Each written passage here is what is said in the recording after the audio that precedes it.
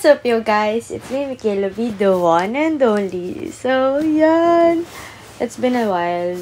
Ang tagal na rin nung huling upload ko. So, yeah. Right now, alam niyo na, Q&A video ulit. Ako papanood nyo. And birth month ko ngayon, August. And kaka-birthday ko lang nitong August 3. 20 years old na po ako. 20 na ako. And, yeah, wala na ako sa teen na age. So, hindi na ako 18, hindi na ako 19, kundi 20 years old. Adulting na siya, diba? Anyway, yung questions ko na sasagutin ngayon ay galing sa aking college besties na si Carissa and si Angelica. Hi guys! Thank you so much for the questions. Anyway, without further ado, I'll answer all these questions now. First question. What would be the ultimate birthday gift you want to receive or you will give to yourself if money were no object? If money were no object, I think yung gift na pwede kong ibigay or gusto ko ibigay sa sarili ko is, travel around the world with my family, with my loved ones. Kasi, traveling ngayon, super expensive na. As in, ang dami mo kailangan i-consider. Accommodations, yung foods na babayaran mo abroad, and souvenirs na bibilin mo, parang souvenir na agad kanya, nagaling ka din sa country na yon, and whatsoever itinerary, mga ganon. Lahat yon may involve the money. So, ang mahal. It's very expensive to travel abroad.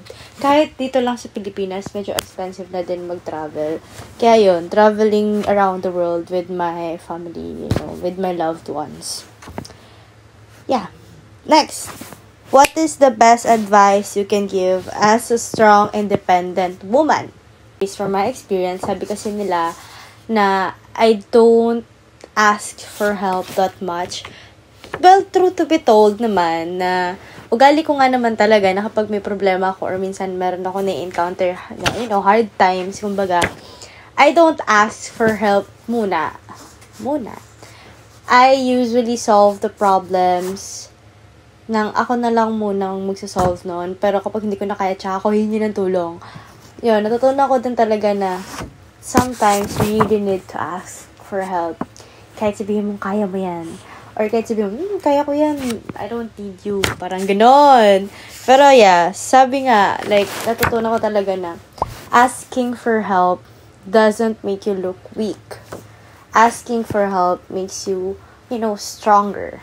Kapag humingi kasi ng tulong sa ibang tao, mas may matutunan ka na, okay, ganun pala yung point of view mo. Or point of view nila. Kumbaga, yung point of view mo, kapag sinolve mo yung problem, may mas malawak pa pala doon na mas madali, I think, or mas giginhawa ka in solving that specific problem with the help of other people. Ganon. Don't stop yourself from asking for help. As in, no, wag. Kasi that experience too can make you, grow. Next. What's more important, forgiveness or acceptance? Before, sabi ko, mas pinaka-importante talaga sa akin is forgiveness. Alam mo yun, yung parang, kapag kasi feeling ko dati, pag hindi ko pala pinatawad ang isang tao, hindi ko siya matatanggap. Parang ganun. Baliktad pala.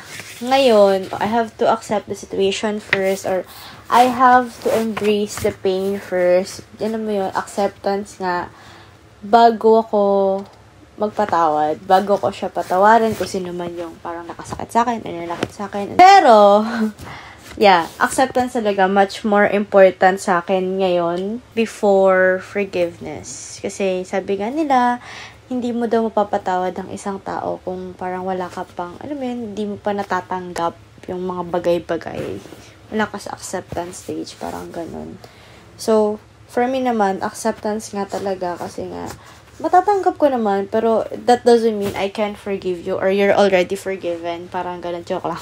Pero yun nga, acceptance kasi nga, pwede kong kaya ko tanggapin, pwede kong tanggapin ng kahit hindi ko siya, kahit wala akong pinapatawad. Ganun.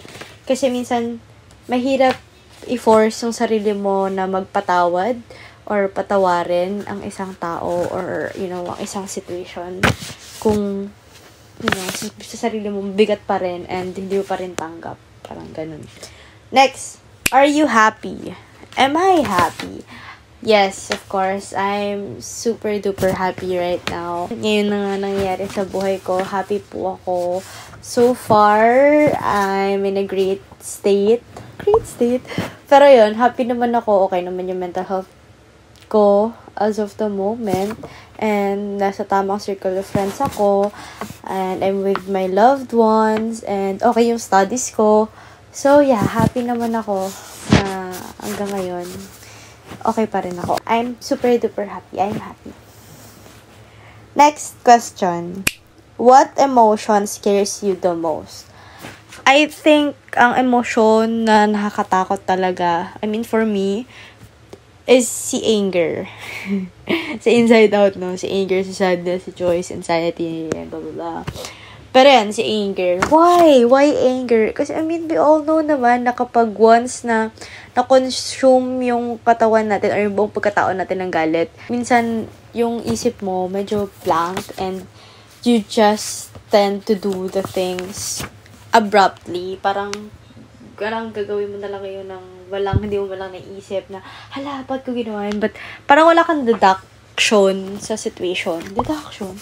Hindi ka nakakapag-deduct ng tama ba yung gagawin mo, or mali ba yun, or, ganyan. So, si anger talaga kasi may mga bagay, or may mga masasabi ka, may mga magagawa ka na, kapag na-consume ka ng galit, mahirap na siyang ibalik.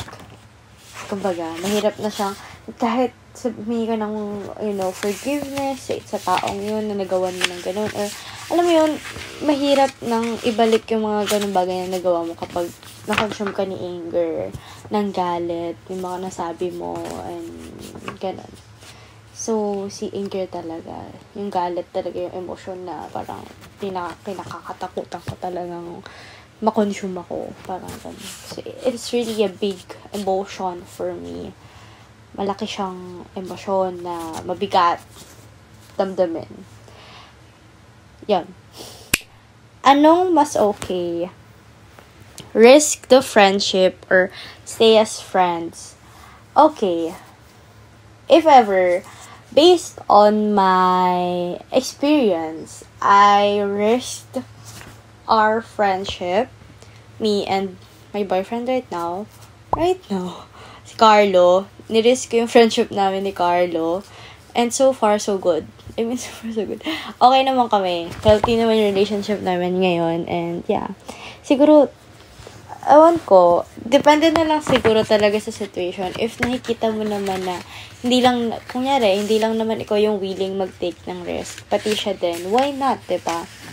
Sabi nga nila, take the risk or lose the chance. Pero minsan kasi hindi, di ba nagko-contradict din ako sa sarili ko, pero sometimes kasi hindi kasi siya applicable, na minsan kasi talaga, you are better off as friends nung kaibigan mo na yun na type mo, or bet mo, or gusto mo talaga. Risk the friendship na meron kayo if mutual naman yung nararamdaman nyo. Siguro naman kung mutual naman yung nararamdaman nyo, you tend to make it work, yung relationship and all. Pero kapag alam mong wala talaga pag-asa, just stay as friends, And yeah, I hope nasagot ko ng ayos yung question, no? Sana makatulong, no? Hindi ko na mabanggitin kung kanino to. Kung sino sa dalawa to. Pero yeah. Pwede bang jowa treatment? Last question na pala, by the way. Pero platonic friendship ang label. Ha! Ang dami kong friends na ganito. Oh my gosh, guys. Pero, no. Hindi siya pwede. Hindi pwedeng jowa treatment and platonic friendship ang label. Guys, no. Stop. Stop settling for those kinds of label thing. Don't. Hindi nyo deserve yan. Siguro nga, marami nagsasettle sa gantong, sa gantong situationship. Kasi, totoong ang relationship or pagkakaroon ng partner in life is a big responsibility. Yes, opo, responsibilidad. Totoo yan. Kasi hindi ka naman pumapasok sa isang relationship nang wala lang. You know, marirealize mo na, okay, parang responsibility nga kasi talaga ang pagpasok sa isang relationship. Kasi madami kang kailangang iisipin, madami kang kailangang, kumbaga, ano mo yun? Wait lang, I'm out of words. Anong word yon? Nakalimutan ko. Basta yun. Dami kang i-consider. When you're in a relationship, you really have a lot of things to consider. You know, yung decisions mo in life. Sometimes, yung plans mo sa future. Basta mga ganon. If friends kayo, just settle as friends. Stop being flirty and whatsoever shit like that. Grow up. Grow up! Hindi. Pero guys, come on. Hindi na tayo bata. O, diba, nagbenta lang siya. Biglang hindi na tayo bata ang linyahan ni ate mo, girl. Pero hindi, seryoso nga. Hindi na naman na tayo bata. Stop playing with feelings anymore. And you really know naman sa sarili mo na you deserve better than that. You deserve a lot more, much better treatment than that. Oo, siguro, masaya na jowa treatment or whatsoever.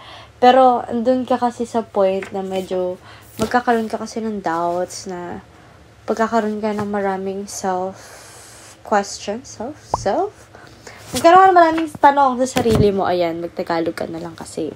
Tanong sa sarili mo na hindi ka ba worth it ng risk or bakit hindi kayo, ba't hindi mo like parang ituloy more than friends. Parang ganon. Pero, choice nyo pa rin naman. Sagot ko nga sa question, oo, hindi lang naman ang sagot dapat dito. Ang dami kong dinaldal, diba? No. For me, it's my opinion. No talaga. So, kayo, if much more comfortable kayo having those kind of situationships, why not, diba? I've been there, but, yeah, no. Yun lang. Oh my gosh. I hope nasagot ko lahat ng questions na hindi kayo na-offend or whatsoever. So, yeah, yun lang lahat ng questions. So, yun guys. Thank you all so much for watching and I really hope na natapos itong video hanggang sa dulo. And I'll really try na, mag-upload ng video na ngayon. Kasi, oh my gosh, guys, 3rd year na ang ate nyo. Oh, diba? Di nyo kaya. Di nyo, diba? Wala na akong masyadong update sa life, pero yeah. 3rd year college na ako, guys. Oh my gosh! This is na. Ito na. Magbabaliwan na kami. Yan. Kaya, ayun, as much as possible, try ko talagang mag-upload ng ibang content na hindi lang Q&A. Kasi nga, feeling ko talaga magiging busy talaga ako. Plus, mahirap din sa akin kasi, di ba, ako yung nag-edit sa sarili kong video, ako yung nag-upload, dito ganyan, tigit ng content.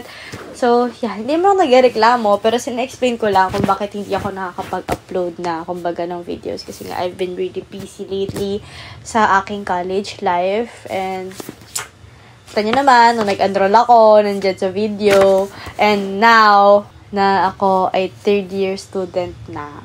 Magka-4th year na ako after na tong 2 sem. And yeah, magiging, tayo, degree holder. Parang, diba? Degree holder, si Badet. Tara yun. Thank you sa questions ulit sa aking besties, college besties, si Carissa at si Angelica. So, thank you so much for the questions. Thank you so much for watching, guys. I really hope nag-enjoy kayo while watching me answering the questions. And sana may natutunan din kayo. Sana nga po may natutunan kayo sa mga sagot ko. Kasi kung wala, sa susunod na taon na ulit. Ayun, guys. Ang dami ko nang sinabi. Ang haba na ng outro. Pero yun. Thank you, guys. I hope abangan niyo pa yung mga susunod kong video. Gaano man katagal yan. Thank you so much. And yeah, I'll see you on another video.